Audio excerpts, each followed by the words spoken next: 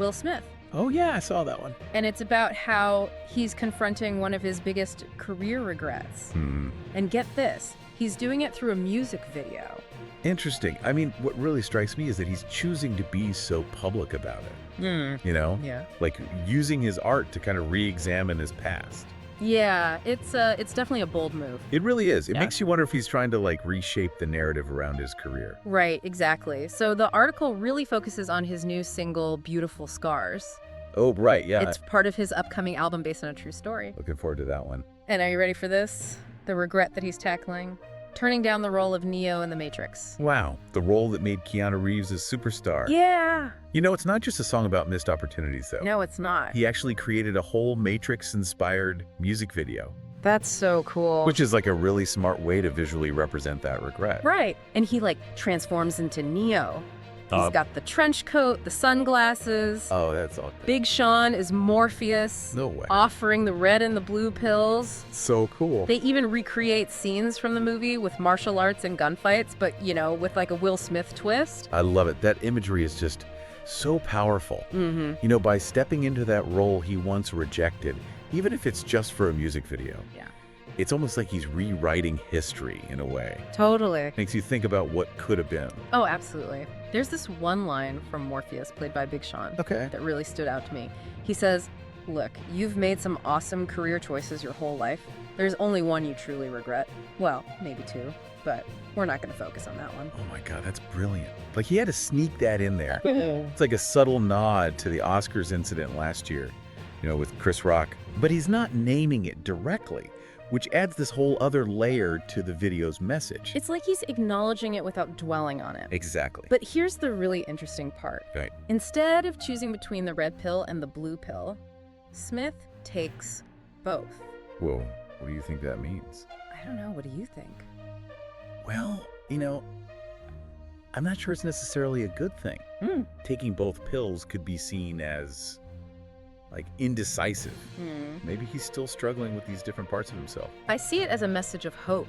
Like he's choosing to move forward and embrace the past and present, you know, even with the scars. Yeah, I get that. He's not running from his regrets, but also not letting them define him. That's a good point. It's like life isn't about simple choices or erasing the past. It's Right. about recognizing that things are complicated, Mm-hmm. you know, both good and bad, and finding a way to live with all of it. Totally. You know, this reminds me of when I completely bombed an audition in college. Oh no, Oh, it was bad. I really wanted the role, but I was so nervous I froze up. I hate when that happens. For weeks, I kept replaying it in my head thinking, what if I had done this or that differently? Yeah, It took a while, but eventually I realized that even though it was a huge disappointment, yeah. it was a learning experience. It helped me grow.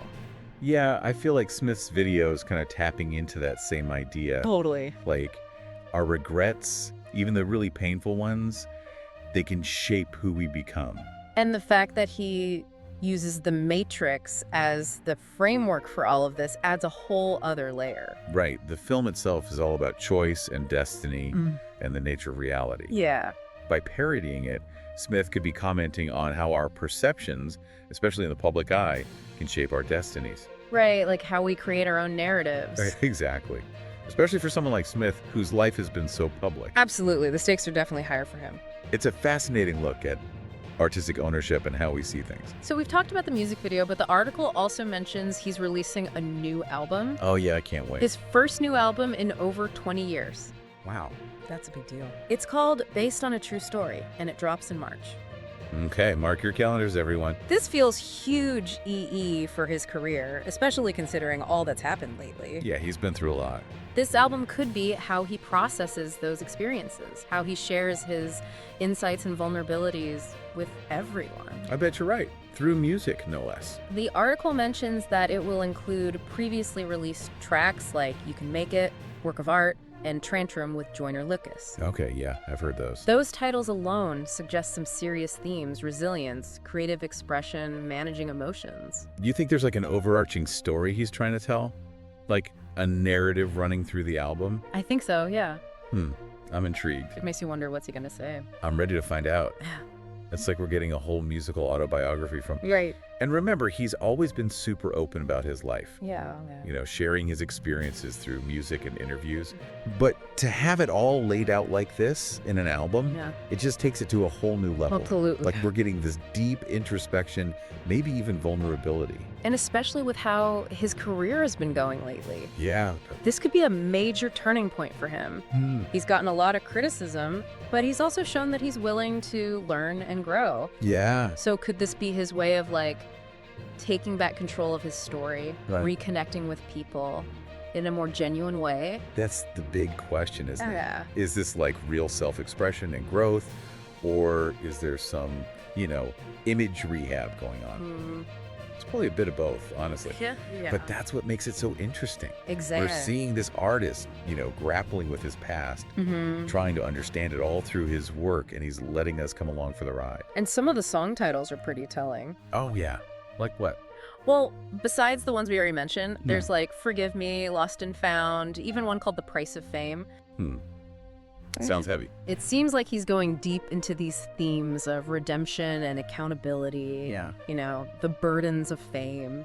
Those titles definitely suggest he's ready to confront some tough emotions. Yeah.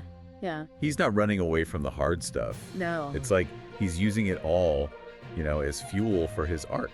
I think that honesty is what's going to connect with people. I think you're right. We've all made mistakes. We've all had setbacks. Oh, yeah, for sure. We've all had to deal with the consequences of our choices. Yep.